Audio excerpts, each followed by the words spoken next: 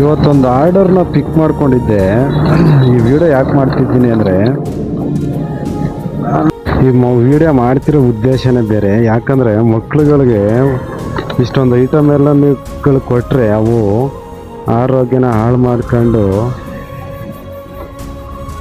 ಹುಷಾರಿದ್ದಲ್ಲೇ ಮನಿಕೊಳ್ಳೋದ್ರಿಂದನೇ ಇಲ್ಲೊಂದು ಇದರಲ್ಲಿ ಒಂದು 3,500 ತಿನ್ನೋ ಐಟಮೇ ಇದೆ. ಬರೀ ಕುರ್ಕುರೆ, ಒಂದು 10 ಕುರ್ಕುರೆ, ಇದರಲ್ಲಿ ಏನೇನೋ ಮ್ಯಾಗಿ, ನೂಡಲ್ಸು, ಇದರಲ್ಲೂ ಒಂದು 10 ಕುರ್ಕುರೆ, ಆಮೇಲೆ ಇದೆ ಮೆಣಸಿನ್ಕಾಯಿ, ಇದು ಚಿಪ್ಸು, ವೆರೈಟಿ ಐಟಮ್ ಇದೆ.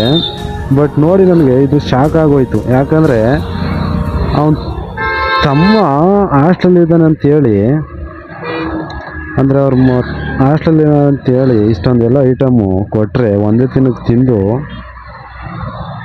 ಸಾಧ್ಯನಾ? ಇವೆಲ್ಲ ಕೊಡ್ತಾರ ಮಕ್ಕಳಿಗೆ? ಹಾಂ,